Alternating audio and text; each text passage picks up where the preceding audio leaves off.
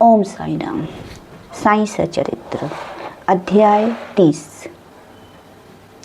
शिरडी को खींचे गए भक्त वणी के काका वैद्य खुशहाल चंद्र, बम्बई के रामलाल पंजाबी। इस अध्याय में बतलाया गया है कि 3 अन्य भक्त किस प्रकार शिरडी की ओर खींचे गए। प्रकथन।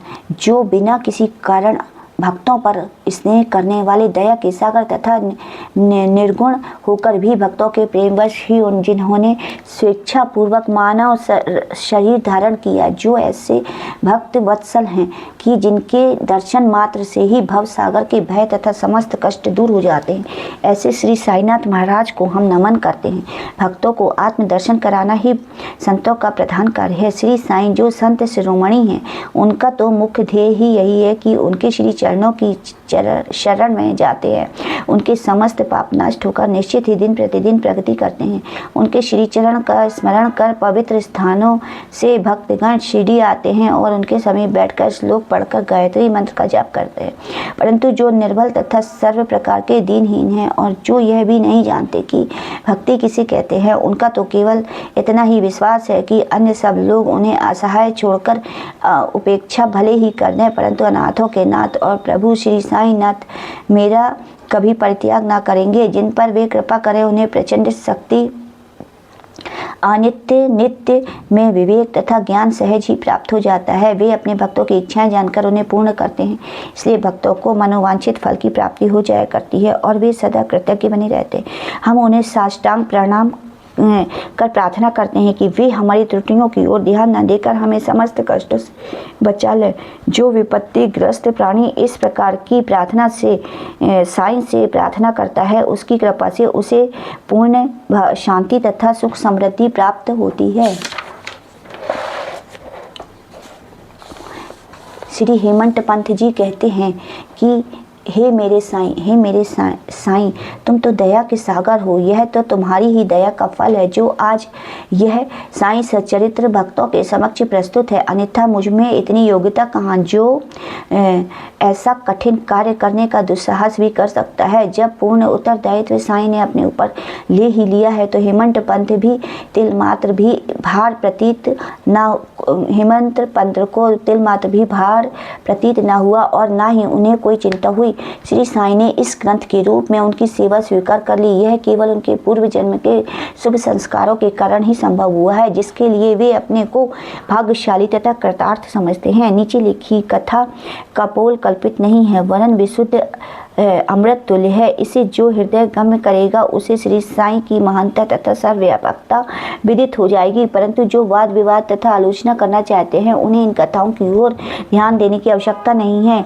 यहाँ तर्क की नहीं, वरन प्रगाढ़ प्रेम तथा भक्ति की अत्यंत अपेक्षा है। विद्वान भक्त तथा श्रद्धालु जन तथा जो अपने को साईं पद सेवक समझते हैं, उन्हें ही कथाएं रुचिकर तथा शिक्षाप्रद प्रतीत होंगी। अन्य लोगों को तो वे निरी कपोल कल्पनाएं ही हैं। श्री साईं के अतरंग भक्तों को श्री साईं लीलाएं कल्पतरु के सदस्य हैं। श्री साईं लीला रूपी अमृत पान करने से अज्ञानी जीवों को ज्ञान, गृहस्थ श्रमियों को संतोष तथा मुमुक्षुजन को एक उच्च साधन प्राप्त होता है। जब हम इस अध्याय की मूल कथा पर आते हैं, काका जी वैद्य नासिक जिले के वणी ग्राम में काका जी वैद्य नाम के एक व्यक्ति रहते थे। वे सप्तशृंगी देवी के मुख्य पुजारी थे। एक बार वे विपत्तियों में कुछ इस प्रकार ग्रसित हुए कि उनके चित्त की शांति भंग हो गई। वे बिल्कुल निराश हो उठे। एक दिन अति व्यथित होकर देवी के मंदिर में जाकर अंतःकरण से वे प्रार्थना करने लगे कि हे देवी, हे दयामयी, मुझे कष्टों से शीघ्र मुक्त करो। उनकी प्रार्थना से देवी प्रसन्न हो गई और उसी रात्रि को उन्हें स्वप्न में बोली कि तू बाबा के पास जाकर वहाँ तेरा मन शांत और स्थिर हो जाएगा। बाबा का परिचय देने को काका जी बड़े उत्सुक थे, परंतु देवी से प्रश्न करने के पूर्व ही उनकी निद्रा भंग हो गई। वे विचारने लगे कि ये ऐसे कौन से बाबा हैं जिनकी ओर देवी ने मुझे संकेत अंकित किया है। कुछ देर विचार करने के पश्चात इस निष्कर्ष पर पहुंचे कि संभवतः वे त्र्यंबकेश्वर बाबा यानी शिव ही हैं। इसलिए वे पवित्र तीर्थ त्र्यंबकेश्वर नासिक और वहाँ 10 दिन गए और वहाँ 10 दिन व्यतीत करे। वे प्रातः काल उठकर स्नान आदि से निवृत्त हो रुद्र मंत्र का जाप कर साथ ही साथ अभिषेक व अन्य धार्मिक कृत्य भी करने लगे, परंतु उनका मन पूर्णतः ही अशांत रहा। तब फिर अपने घर लौटकर वे अति करुण स्वर में देवी की स्तुति करने लगे। उसी रात्रि में देवी ने उन्हें पुनः स्वप्न में दर्शन देकर कहा कि तू व्यर्थ ही त्र्यंबकेश्वर क्यों गया? बाबा से तो मेरा अभिप्राय था शिरडी के श्री साईं समर्थ से। अब काका जी के समक्ष मुख्य प्रश्न यह उपस्थित हो गया कि वे कैसे और कब शिरडी जाकर बाबा के दर्शन कर लाभ उठाएं। यथार्थ में यदि कोई व्यक्ति किसी संत के दर्शन को आतुर हो तो केवल संत ही नहीं, भगवान भी उसकी इच्छा पूर्ण कर देते हैं। वस्तुतः यदि पूछा जाए तो संत और अनंत एक ही है, उसमें कोई भिन्नता नहीं है। यदि कोई कहे कि वह स्वतः ही अमुक संत के दर्शन को जाऊंगा तो इसे निरे दंभ के अतिरिक्त और क्या कहा जा सकता है? संत की इच्छा के विरुद्ध उनके समीप जाकर कौन दर्शन ले सकता है? उनकी सत्ता के बिना वृक्ष का एक पत्ता भी नहीं हिल सकता। जितनी तीव्र उत्कंठा संत दर्शन को होगी तदनुसार ही उनकी भक्ति तथा विश्वास में वृद्धि होती जाएगी और उतनी ही शीघ्रता से उनकी मनोकामना भी पूर्ण होगी। जो निमंत्रण देता है वह आदर आतिथ्य का प्रबंध भी करता है। काका जी के संबंध में सचमुच यही हुआ। श्यामा की मान्यता, जब काका जी शिरडी यात्रा करने का विचार कर रहे थे उसी समय उनके यहाँ एक अतिथि आया। श्यामा बाबा के अतरंग भक्तों में से थे। वे ठीक इसी समय वाणी में क्यों और कैसे आ पहुँचे, अब हम इस पर दृष्टि डालेंगे। बाल्यावस्था में वे एक बार बहुत बीमार पड़ गए। उनकी माता ने अपनी कुलदेवी सप्तसंगी से प्रार्थना करी कि यदि मेरा पुत्र निरोग हो जाए तो मैं उसके चरणों पर ला कर डालूंगी।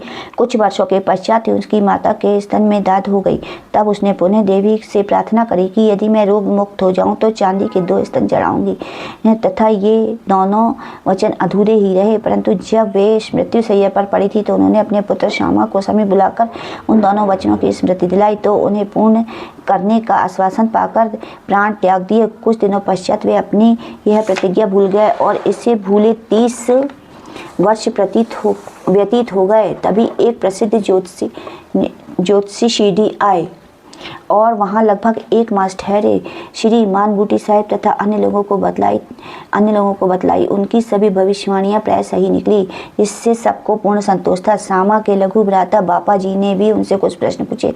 तब ज्योतिषी ने उन्हें बताया कि तुम्हारे ज्येष्ठ भ्राता ने अपनी माता को मृत्युशैया पर जो वचन दिए थे उनके अब तक पूर्ण न किए जाने के कारण देवी असंतुष्ट होकर उन्हें कष्ट पहुँचा रही है। ज्योतिषी की बात सुनकर श्यामा को उन अपूर्ण वचनों की स्मृति हुई। अब और विलंब करना खतरनाक समझकर उन्होंने सुनार को बुलाकर शीघ्र ही चांदी के 2 स्तन तैयार करे और उन्हें मस्जिद में ले जाकर बाबा के समक्ष रख दिया। प्रणाम कर उन्हें स्वीकार कर वचन मुक्त करने की प्रार्थना करी। श्यामा ने कहा कि मेरे लिए तो सप्तसंगी देवी आप ही हैं, परंतु बाबा से साग्रह कहा कि तुम इन्हें स्वयं ले जाकर देवी के चरणों में अर्पित करो। बाबा पूछते वे काका जी के पास पहुंचे। काका जी समय बाबा के दर्शनों को बड़े उत्सुक थे। ठीक ऐसे ही मौके पर श्यामा भी वहां पहुंच गए। यह संयोग भी कैसा था, विचित्र था। काका जी ने आगंतुक से उनका परिचय प्राप्त कर पूछा कि आप कहाँ से पधार रहे हैं। जब उन्होंने सुना कि शिरडी से आ रहे हैं तो वे एकदम प्रेमा हो श्यामा से लिपट गए और फिर दोनों का साईं लीलाओं का पर वार्तालाप आरंभ हो गया। अपने वचन संबंधी कृत्यों को पूर्ण कर वे काका जी के साथ शिरडी लौट आए। काका मस्जिद पहुंचकर बाबा के श्री चरणों से जा लिपटे। उनके नेत्रों से प्रेम अश्रुओं की धारा बहने लगी और उनका चित्त स्थिर हो गया। देवी के दृष्टांत अनुसार जैसे ही उन्होंने बाबा के दर्शन किए उनके मन की अशांति तुरंत नष्ट हो गई और वे परम शांति का अनुभव करने लगे। वे विचार करने लगे कि कैसी अद्भुत शक्ति है कि बिना कोई संभाषण या प्रश्नोत्तर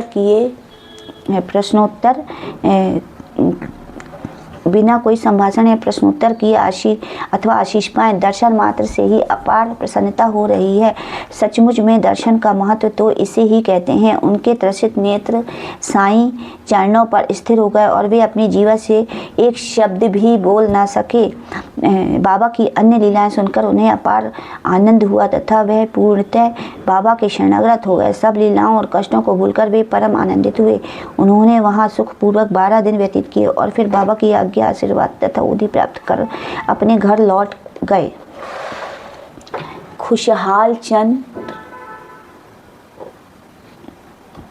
राहता निवासी ऐसा कहते हैं कि प्रायः प्रातः में जो स्वप्न आता है वह बहुधा जागृत अवस्था में सत्य ही निकलता है। ठीक है, ऐसा ही होता है, परंतु बाबा के संबंध में समय का कोई प्रतिबंध नहीं है। ऐसा ही एक उदाहरण है। बाबा ने एक दिन तरतीब प्रहर काका साहिब को तांगा लेकर राहता में खुशहाल चंद्र को लाने के लिए भेजा, क्योंकि खुशहाल चंद्र से उनकी कई दिनों से भेंट न हुई थी। राहता पहुंचकर काका साहिब ने यह संदेश उन्हें सुना दिया। यह संदेश सुनकर उन्हें महान आश्चर्य हुआ। वे कहने लगे कि दोपहर को भोजन के उपरांत थोड़ी देर मुझे झपकी आ गई। तभी बाबा स्वप्न में आए और मुझे शीघ्र ही शिरडी आने को कहा, परंतु घोड़े का उचित प्रबंध न हो सकने के कारण मैंने अपने पुत्र को यह सूचना देने के लिए उसके पास भेजा। जब वह गांव के समीप ही पहुंचा था, तभी आप सामने से तांगा लेकर आकर दिखे। वे दोनों उस तांगे में बैठकर शिरडी पहुंचे तथा बाबा से भेंट करके उन्हें बड़ी प्रसन्नता हुई। बाबा की यह लीला देखकर खुशालचंद गदगद हो गए। बम्बई के एक पंजाबी ब्राह्मण श्री रामलाल को बाबा ने स्वप्न में एक महंत के वेश में दर्शन देकर शिरडी आने को कहा।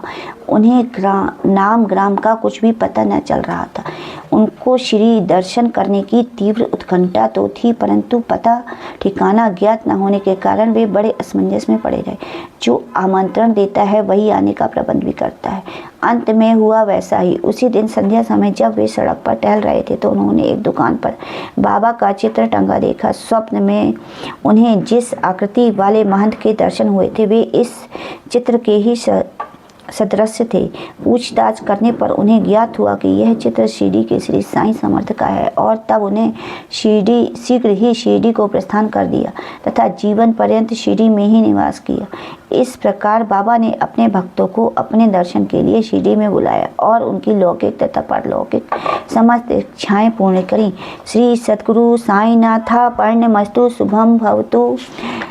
अध्याय 30 समाप्त। बोलो श्री सच्चिदानंद सद्गुरु साईनाथ महाराज की जय।